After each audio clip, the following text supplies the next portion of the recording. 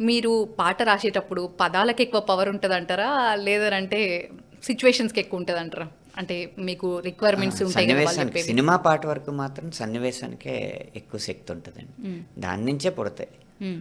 ఇప్పుడు ఇప్పుడు ఆహ్, నేను 'పరారే పరారే' పాట రాశాను. 20 సంవత్సరాల తర్వాత మళ్ళీ 'రై రై రారా' పాట రాశాను. 2 హీరో ఇంట్రడక్షన్ సాంగ్సే. కానీ అప్పటి కాలమాన కథా పరిస్థితులకి, ఇప్పటి కాలమాన కథా పరిస్థితులకి ఉన్న తేడా ఈ 2 పాటల్లోనూ కనిపిస్తాం. కాబట్టి హీరో ఇంట్రడక్షన్ సాంగ్ అని దర్శకులు చెప్పి వెళ్ళిపోయాక కూడా ఆ పాటని వేరే పాట నుంచి ప్రత్యేకంగా చేసేదేంటి అక్కడున్న సన్నివేశం, సంభాషణలే కదా! హ్మ్. ఖచ్చితంగా పదాల కంటే కూడా సన్నివేశానికే శక్తి ఎక్కువ. హ్మ్. ఇందాక నిజంగా సాంగ్ గురించి మాట్లాడుకున్నాం కదా సార్! అదొక్కసారి అందుకోండిగా.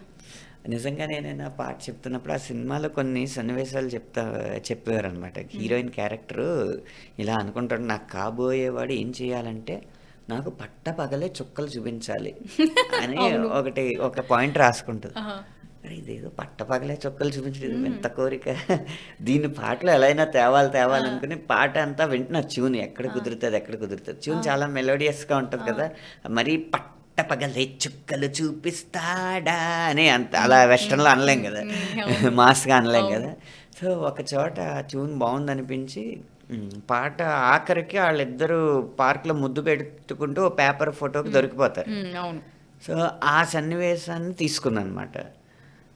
పెదవికి చెంప తగిలిన చోట పరవశమేదో తోడవుతుంటే పగలే అయిన గగనంలోన తారలు చేరెనుగా. పట్టపగలు చుక్కలు చూపించాలన్నదాన్ని పొయిటిక్గా మారిస్తే పగలే అయినా గగనంలోన తారలు చేరెనుగా అని మార్చానమాట. ఎంట్లుంది సార్?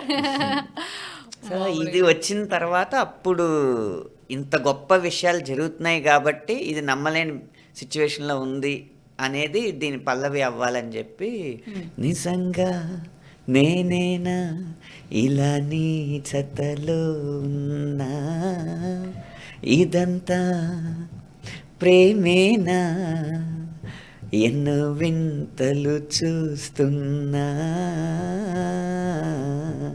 అది. అసలు అప్పుడైతే ఒక రేంజ్‌ల ధూమ్ ధామ్ హిట్ అయింది. ఇప్పటికి కూడా రీల్స్‌లలో ఎక్కడనో ఒక దగ్గర వింటూనే ఉంటాం.